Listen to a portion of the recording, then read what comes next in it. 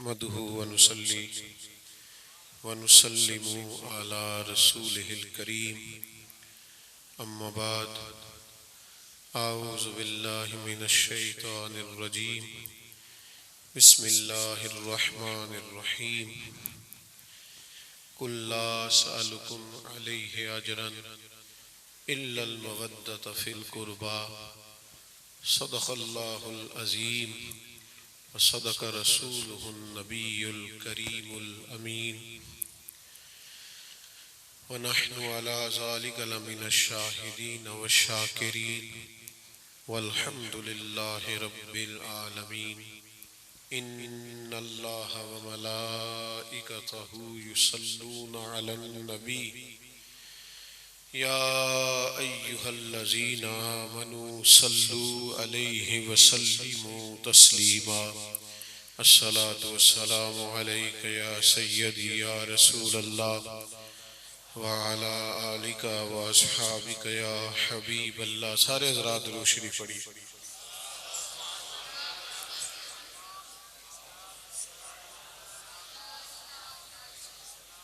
अल्लाहुम्मा सल्लि अला सय्यिदिना व मौलाना मुहम्मदिन मअदनिल जूद वल करम व आलिहि व सहबिहि व बारिक व सल्लिम।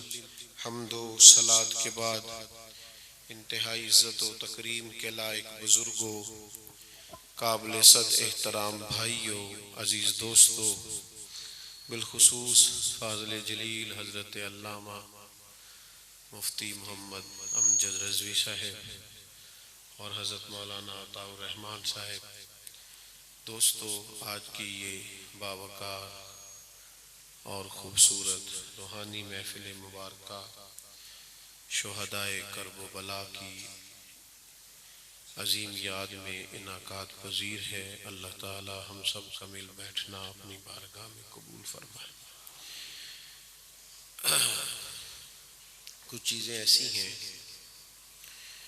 जिनका दीन में दर्जा मुबाह का है कि वो महज जायज़ है। कुछ ऐसी हैं जो मुस्तहब है, कर लें तो सवाब है, न करें तो गुनाह नहीं है। कुछ चीज़ें ऐसी हैं जो वाजिब और ज़रूरी हैं, जिनके बगैर गुजारा हो सकता नहीं। सहाबाए किराम अलैहिम रिदवान की और अहले बैत अतहार की मोहब्बत दीन में वाजिब और ज़रूरी है, यानी ऐसी चीज़ है जिसके बगैर गुजारा हो सकता। सदरुल अफाज़िल सैयद नईमुद्दीन साहब रहमतुल्लाह अलैह ने लिखा है कि अहले बैत अतहार की मोहब्बत ज़रूरियात दीन में से, इसके बगैर तकमीले ईमान ही नहीं। तो मेरे भाई, ये अपने दिल में पैदा करना, अपने दिल में इसके लिए गुंजाइश बनाना, ये इंसान के लिए निहायत, मुसलमान के लिए निहायत ज़रूरी। दलील क्या है? अल्लाह ताला ने कुरान हकीम में फरमाया, कुल ला असअलुकुम अलैहि अजरन इल्लल मवद्दत फिल कुर्बा। फरमाया, ए महबूब अलैहिस्सलाम, आप अपने गुलामों से फरमा दें कि मैं तबलीग दीन पर तुमसे कोई अजर नहीं मांगता, हाँ मेरे करीबियों से मोहब्बत करते रहना। हुजूर की अज़वाजे मुतहरात से, चारों शहजादियों से, उनकी औलादों से, हसनैन करीमैन से, मौला अली से, सैयदा पाक से फरमाया, मेरे करीबियों से मोहब्बत करना, इनसे मोहब्बत करते रहना। और नबी करीम सल्लल्लाहु ताला अलैहि वसल्लम ने बड़ी खूबसूरत हिकमतों के साथ अपनी औलाद पाक की मोहब्बत का बयान फरमाया। प्यारे बेटा, अगर आप मोबाइल ही चलाते रहेंगे तो बात किसने सुननी? और भी गम है ज़माने में मोहब्बत के सिवा। कुछ थोड़ी तवज्जो करें, चंद एक गुजारिशात अर्ज करनी है, आप थोड़े मुतवज्जे रहेंगे तो बात हो सकेगी। नबी पाक अलैहिस्सलाम ने बड़ी खूबसूरत हिकमतों के तहत और बड़े खूबसूरत पैराए, ऐसे जैसे बात पूरी समझ में आ जाए, पूरी दिल में उतर जाए, पूरी बातिन में जगह पा जाए। अल्लाह के हबीब अलैहिस्सलाम ने फरमाया, अल्लाह से मोहब्बत करो, वो तुम्हें रिस्क देता है। और फरमाया मुझसे मोहब्बत करो, मैं अल्लाह का रसूल बन के आया, और मेरी अहले बैत से मोहब्बत करो क्योंकि मेरी औलाद है। आप कभी इस एक रवायत पर गौर करें कि किस कदर ज्यादा हसीन अंदाज में, कितने खूबसूरत पैराए में, कितने उम्दा लबो लहजे में और कितने अहसन अंदाज में नबी करीम अलैहिस्सलाम ने इस सारे मजमून को हमें समझा दिया, हमारे दिलों में उतार दिया कि दरअसल इस मोहब्बत के पीछे हिकमत और फलसफा क्या है। तो अजीज दोस्त, हुजूर की औलादे पाक से प्यार करना, वैसे हम मोहब्बतें बड़ी करते हैं, दौलत से, शोहरत से, इक़्तिदार से, बल्कि अपने आप से। बेहतरीन ये है कि हम हुजूर के सहाबा से प्यार करें, औलादे पाक से प्यार करें। और इस मोहब्बत से मिलेगा क्या? हुजूर ने फरमाया जो मुझसे, अली से, फातिमा से, हसनैन करीमैन से मोहब्बत करेगा वो जन्नत में भी हमारे साथ होगा। कुर्बे मुस्तफ़ा नसीब होता है अहले बैत अतहार का प्यार। इंसान के बातन में ये मोहब्बत हो, यानी कभी कभी दिल करे कि यार आज कोई काम नहीं करना, कोई आलिम, कोई मुबल्लिग, कोई साहब मुझे मिले जो इमाम हसन की शान सुनाए, इमाम हुसैन का तज़किरा करें, मौला मुर्तज़ा की बात करें, सैयदा पाक की बात करें, हुजूर सैयद आलम सल्लल्लाहु ताला अलैहि वसल्लम के खूबसूरत घराने की बात करें। ये कभी दिल में दाइया पैदा होना चाहिए, ये जज्बा हमारे बातन में अंगड़ाई लेना चाहिए। ये कभी ऐसा हो कि ये हम आज सिर्फ और सिर्फ हुजूर की औलाद की बात करें, जज्बा पैदा होना चाहिए। दूसरी बात,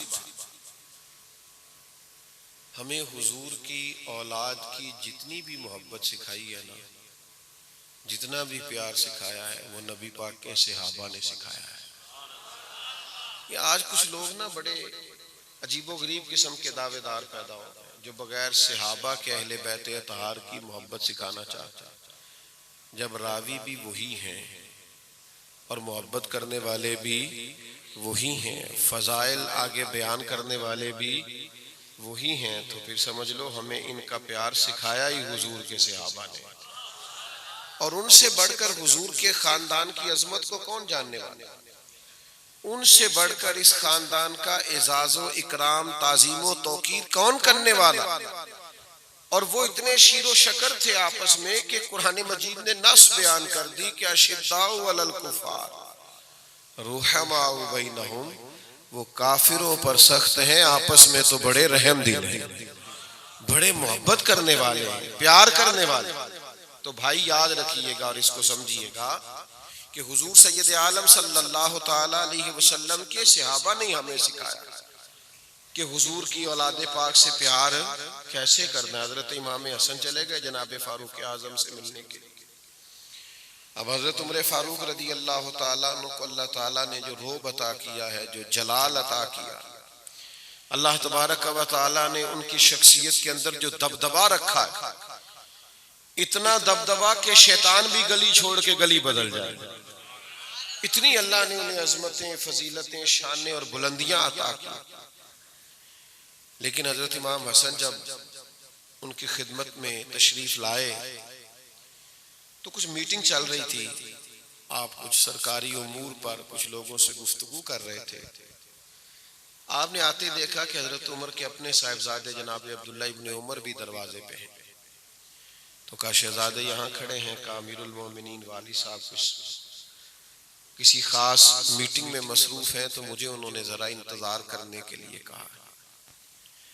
तो हजरत सैयदना इमाम हसन कहने लगे अच्छा मसरूफ हैं तो मैं भी मिलने आया था, अगर आप इंतजार कर रहे हैं तो कोई नहीं, मैं किसी नमाज में मस्जिद में मुलाकात कर लूँ। सैयदना अब्दुल्ला इब्ने उमर रदी अल्लाह ताला अन्हु फरमाने लगे नहीं, आपको मिलना हो तो आप तशरीफ ले जाएं, मुलाकात कर लें। लेकिन हजरत इमाम हसन रदी अल्लाह ताला अन्हु कहने लगे नहीं, आप अगर खड़े हैं तो मैं भी मस्जिद में मिल लूंगा। वो तशरीफ ले गए। कुछ देर के बाद हजरत फारूक आजम फारिग हुए। हजरत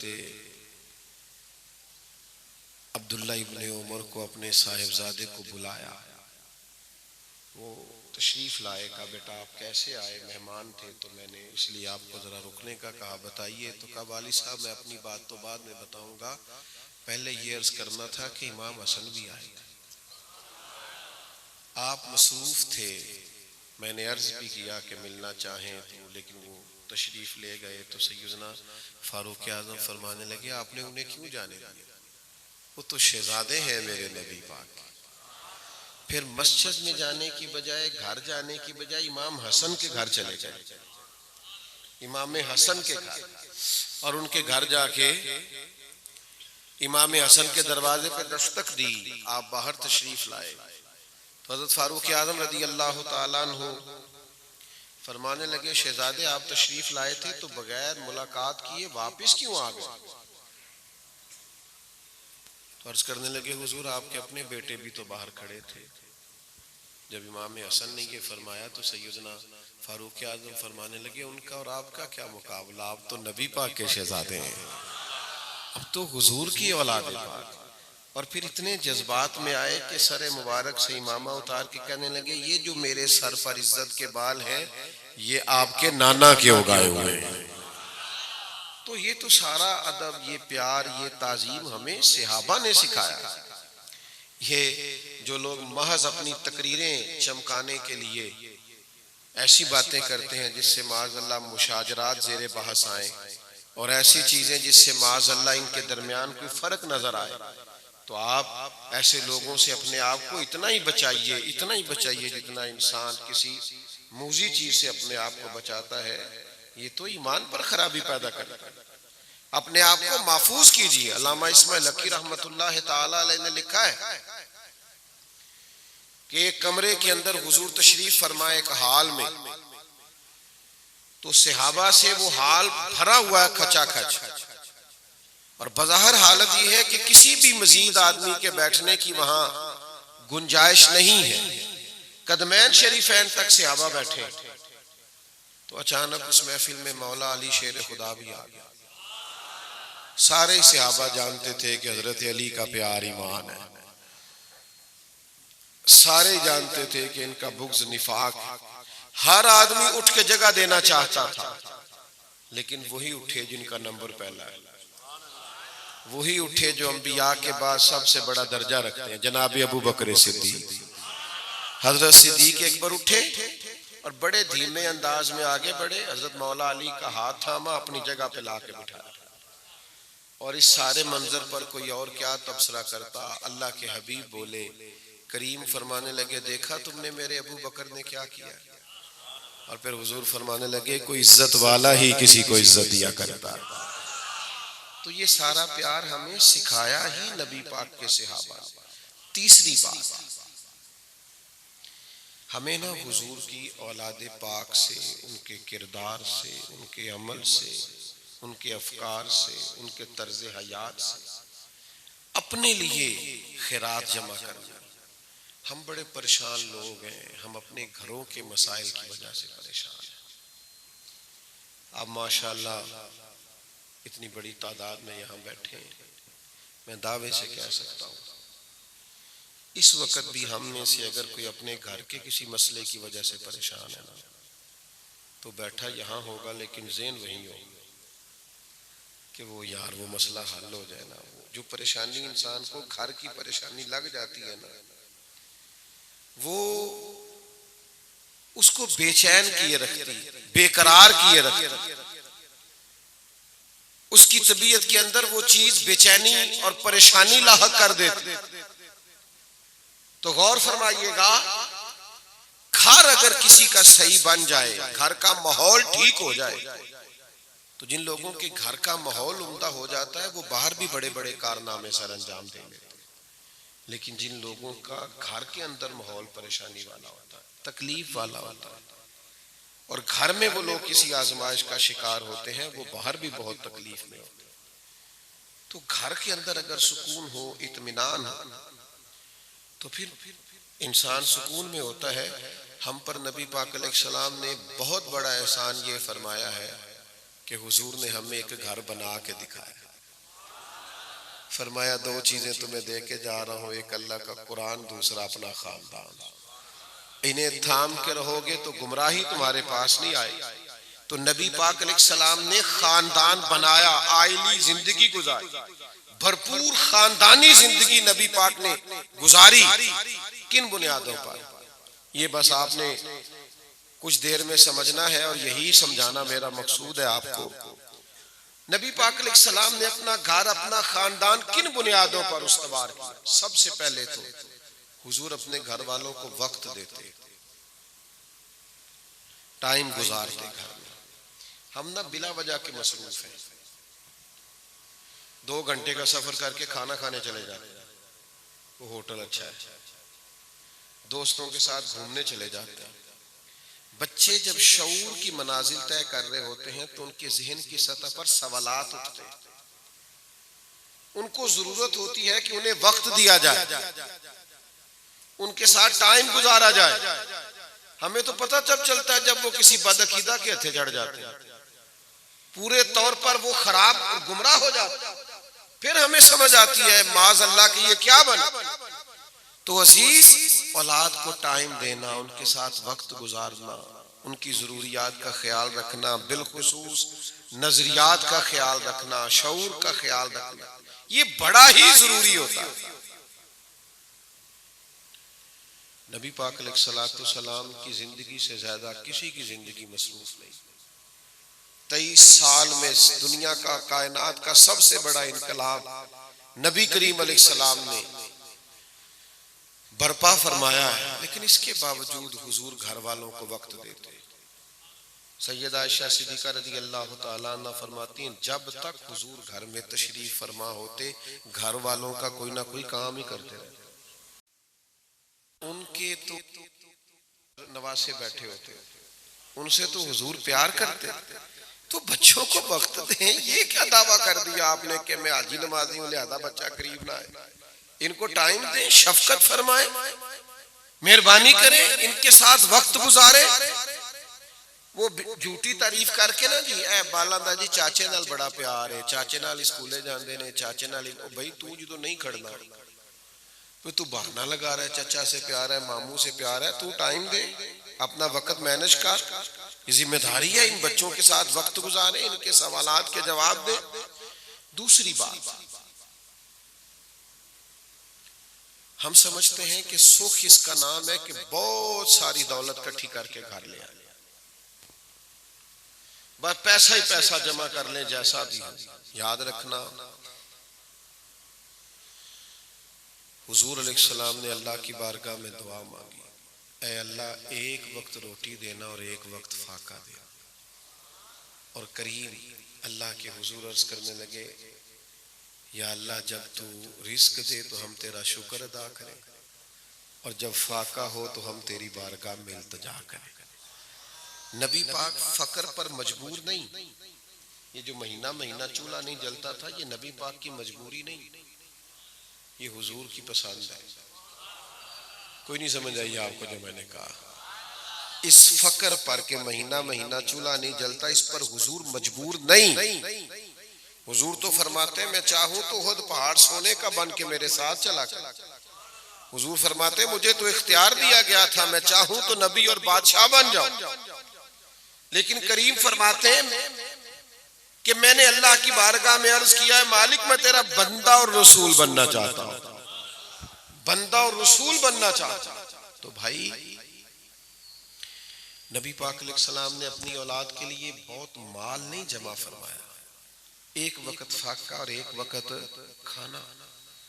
बच्चों को ना सब्र करना भी आना चाहिए। उनकी हर ख्वाहिश जब आप पूरी करते हैं ना, तो फिर किसी मकाम पर अगर उन्हें सब्र करना पड़ता है तो उनके लिए मुश्किल हो जाता है।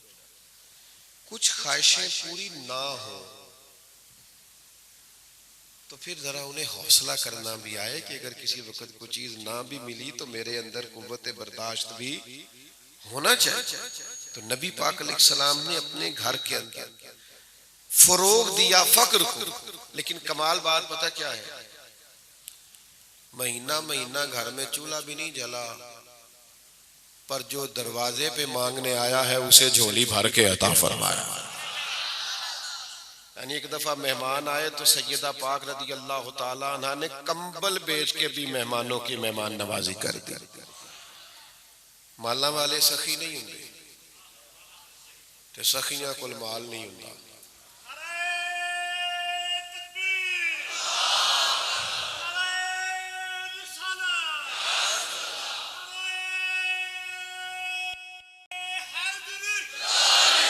माला वाले सखी नहीं होंदे ते सखियां माल नहीं होंदा। हाँ इत्थे उथे दोवी जहानी सखी कंगाल नहीं होंदा, वो कंगाल भी नहीं होता कभी।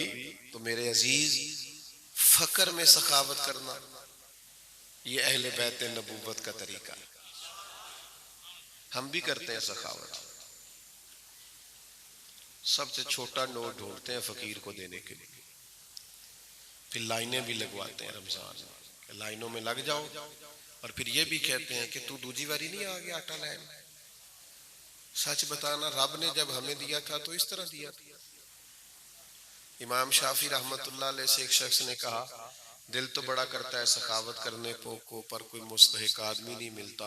हाँ, फरमाने लगे तू मुस्तहिक था जो अल्लाह ने तुझे दे दिया। अजीब लोग भाई, रब करीम ने अपनी रहमत से इतना नवाजा, जब दोबारा उसके रास्ते में देने की बारी आई तो ये अंदाज है।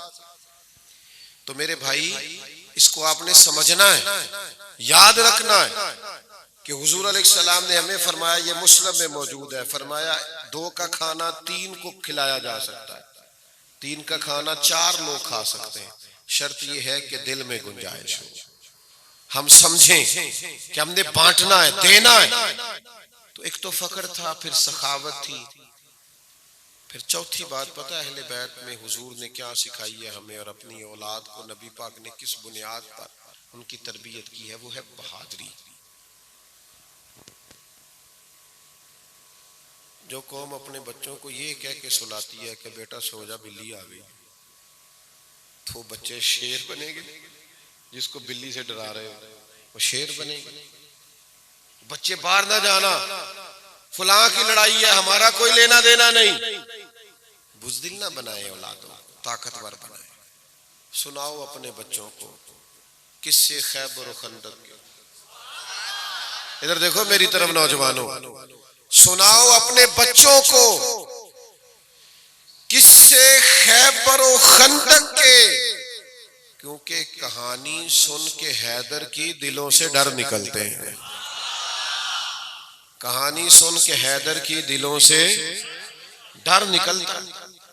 आप उनको दलेर, आप जिहाद की बात सुनाएं, उन्हें शहादत की आरज़ू सिखाएं।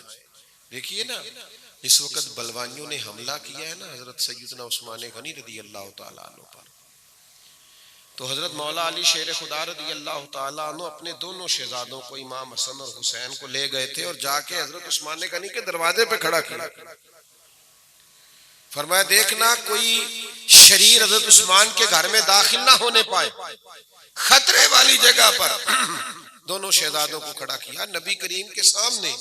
दोनों आपस में कुश्ती करते थे। हुजूर ताकत के लिए, जज्बा पैदा करने के लिए अपने सामने करवाते ताकि इनके अंदर वो शौक पैदा हो। लेकिन वो आज तो जनाब काकरोच देख के चीखे मारना ये अमीर होने की अलामत, छिपकली देख के चीखे मारना ये बर्गर फैमिली होने की अलामत। तो अपने जहन को, फिक्र को ताकतवर बनाए, मिजाज में कुव्वत पैदा कर। नबी पाक अलैहिस्सलाम ने अपने घर की बुनियादें मजबूत बुनियादों पर खड़ी की है। अली का घर भी वो घर है कि जिस घर का हर एक बच्चा जिसे देखो वही शेरे खुदा मालूम होता है।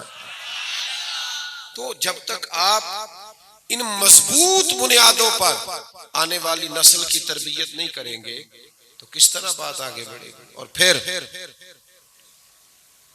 मजे की बात,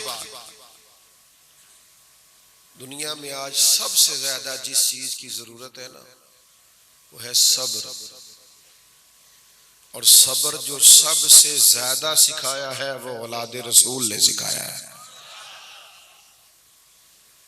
जितनी भी मुश्किलात जिंदगी में आए ना उनको हल करने का कुरानी नुस्खा ये है कि इस्ताईनु बिस्सब्र वस्सलात, सब्र और नमाज से मदद मांगो। ये कुरानी नुस्खा है मुश्किलात का।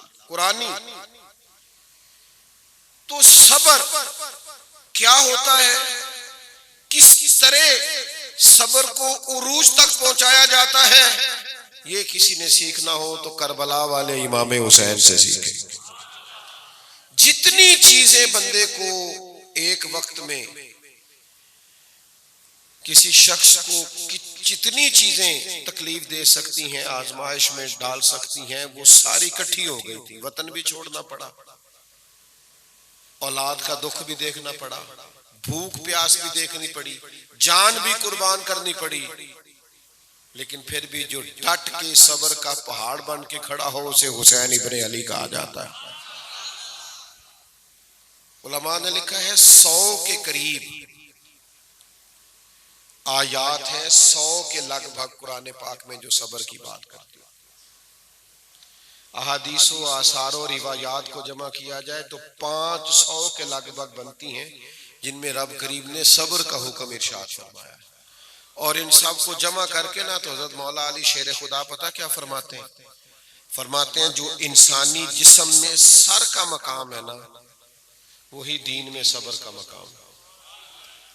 तो हमारे अंदर जो नहीं है वो सब्र नहीं, ठहराव नहीं, और सीखते भी नहीं। एक शादी थी हमारे जानने वालों की, तो मैं उस पे चला गया, तो वो 4 बच्चे इंतजाम कर रहे थे, तो बुजुर्ग उनके जलाल कर रहे थे, बुजुर्गों से माजरत के साथ। तो मैं पहुंचा तो मुझे जाते ही वो सलाम लेके कहने लगे, हजरत साहब आप ना ये अब्बा जी से कहें ये 2 मिनट बैठ जाए, इंशाल्लाह सारे काम हो जाएंगे। इतनी जलाल है और ये क्यों नहीं हुआ। तो वो मैंने कहा यार बुजुर्ग तो ये चाहते हैं ना मेहमान आ रहे हैं तो कमी कोई ना रह जाए, लेकिन बाज़ोकात ये होता है कि जब आप हौसला करते हैं तो हालात और हो जाते हैं। अच्छा मुझे बताएं, आप डॉक्टर के पास गए, का मेरी तबीयत बड़ी ख़राब है, बड़ा दर्द है, बड़ी तकलीफ है, बड़ी आजमाइश।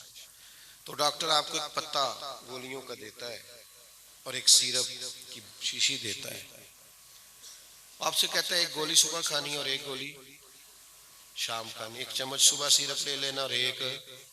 तो अगर आप कहें कि मेरे अंदर सब्र कोई नहीं, मैंने तो सारी गोलियां इकट्ठी खानी है, जल्दी ठीक होना चाहता हूँ, या सारा सिरप इकट्ठा पीना है क्योंकि मैं जल्दी ठीक होना चाहता हूँ, तो ठीक होंगे कि और बीमार हो जाएंगे। बोलिए दवाई किस काम के लिए थी, तो बीमार क्यों हो गए? नहीं कोई नहीं समझ आई।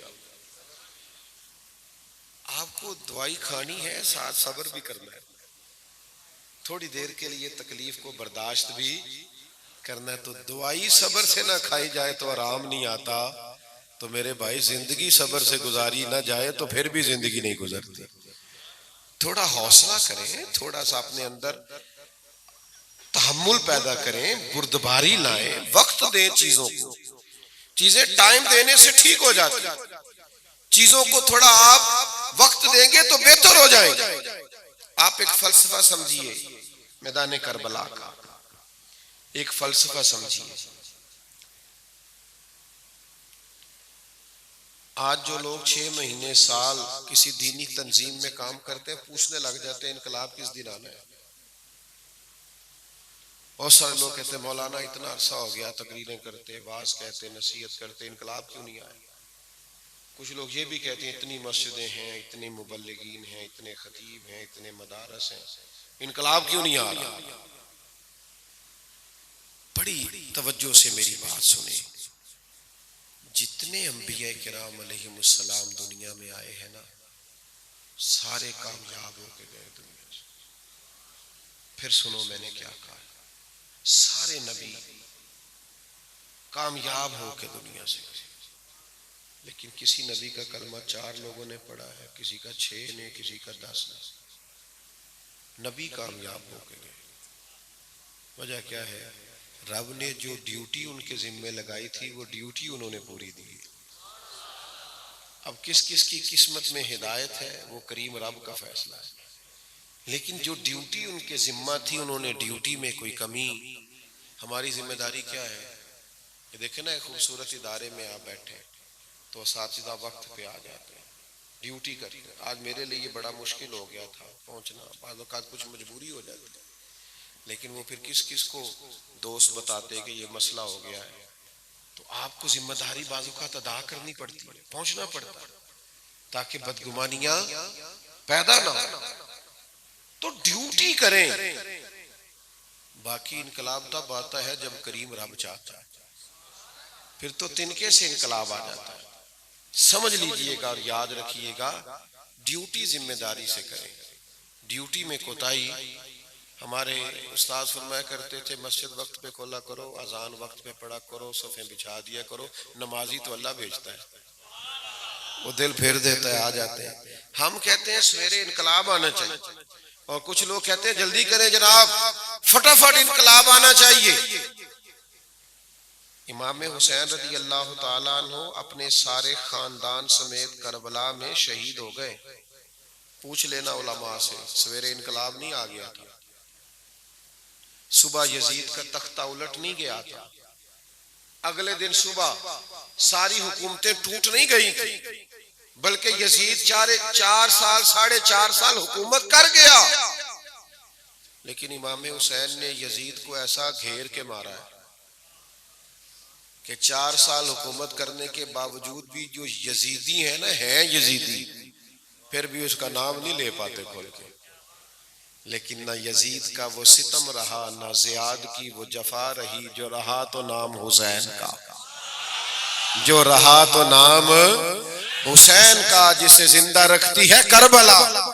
नजरिए जीता करते, अफकार जीता करते, सोचे जीता करती।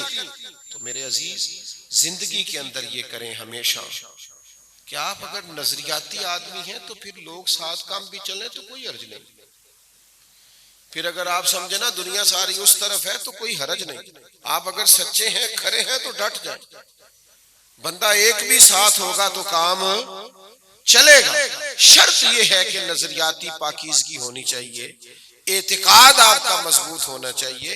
सब्र करें, हौसला, और सब्र किसी बुजदिली का नाम नहीं, ये भी आपकी खिदमत में अर्ज करूं। सब्र तो अल्लाह के फैसले के इंतजार का नाम, सब्र तो अच्छी तदबीर का नाम, सब्र तो खुश उसलूबी से मामलात को निमटाने का नाम। तो मैदान करबला में हजारों के लश्कर से 72 ने या 100 ने क्या लड़ना था, बस यूं समझे एक तरफ जुल्म था, एक तरफ सब्र था। जुल्म तलवारें लेके आता रहा, सब्र हौसले से खड़ा रहा। बज़ाहिर तो इमाम अली मकाम शहीद हो गए, लेकिन मैदान करबला में सब्र इस तरह से जीता है कि कयामत तक के लिए इमामत इमाम हुसैन की है। बच्चे बच्चे के नाम पर उनका नाम है। तो मेरे अजीज, अहले बैत नबुव्वत से इस फलसफे को सीखिए। और फिर एक और बड़ी खास बात, आजकल ना एक चीज में बड़ी तकलीफ में हूं, सबसे ज्यादा कम नमाजी फजर में रह गए। अब मस्जिदों में जाके देखें, कम रह गए नमाजी। और मेरा मानना यह है कि किसी मोहल्ले के पक्के नमाजी वो होते हैं जो फजर के वक्त आते हैं। नाराज हो गए थोड़ी तो नहीं गल करता पिया, मैं तो क्या किसी महल्ले के पक्के नमाजी, किसी भी मोहल्ले के पक्के नमाजी वो होते हैं जो फजर में। क्या हो गया है, इतनी तो छोटी रात नहीं है। और फिर ये कि उठ के फजर पढ़ लें फिर सो जाए, कोई आराम नहीं, मना नहीं, सो जाए दोबारा। लेकिन क्यों नहीं फजर में उठते? हम सब आए हुए हैं ना इमाम हुसैन का जिक्र करने, तो बात खत्म करने लगा, उससे पहले मेरी बात को समझो। इमाम अली मकाम रज़ी अल्लाह ताला अन्हु ने सर सजदे में कटवाया है और तिलावत नेज़े की नोक पे भी जारी रही है। मेरे सखी हुसैन दी शान वेखो, ऐसा तो रुतबा ते किसे ने पाया ही नहीं। अपने रब नू राजी करन वास्ते हत्थां उत्ते ते किसे बाल कुहाया ही नहीं। वो मिंबरां उत्ते ते सारे ही कुरान पढ़ दे, चढ़ के नेज़े ते किसे सुनाया ही नहीं। तो इमाम हुसैन रज़ी अल्लाह ताला